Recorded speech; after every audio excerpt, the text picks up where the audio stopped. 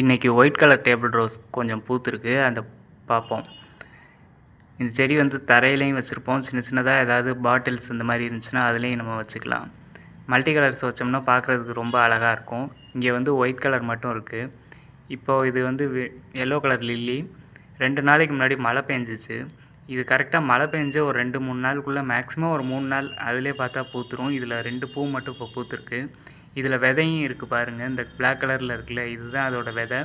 இதை நம்ம எடுத்து தனியாகவும் ஊனி வைக்கலாம், ஊனி வச்சோம்னா முளைக்கும். ஆனால் இங்கே பார்த்தீங்க அப்படின்னா இது ஆட்டோமேட்டிக்காக எல்லாமே இந்த விதையெல்லாம் ஸ்ப்ரெட் ஆக முளைக்க ஆரம்பிக்கும். எல்லோ கலரில் இந்த ஒரு செடி மட்டும்தான் எங்கள்கிட்ட இருக்குது. இப்போ பார்த்தீங்கன்னா நான் ஈவினிங் தோட்டத்தில் வந்து வீடியோ ஷூட் பண்ண ஆரம்பிச்சிட்டேன். இப்போ லைட்டாக மழை தூர ஆரம்பிச்சிருச்சு. இன்னும் கொஞ்சம் நேரத்தில் மழை கொஞ்சம் பெருசாக வரும்.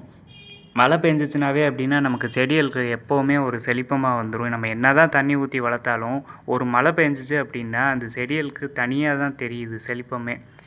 இப்போ பாருங்கள், மழை நல்லா தூர ஆரம்பிச்சிருச்சு. இது சின்னதாக ஒரு மாங்கன்று வச்சுருக்கோம், இது இப்போ தான் வளர்ந்துக்கிட்டு வருது. ஓகே, மழையும் கொஞ்சம் பெருசாக வந்துருச்சு. நம்ம சேனலில் நிறைய வீடியோஸ் போட்டிருக்கோம், எல்லாமே செக் பண்ணி பாருங்கள். மறக்காமல் சப்ஸ்கிரைப் பண்ணி வச்சுக்கோங்க. மழை இப்போ கொஞ்சம் கூட வந்துருச்சு.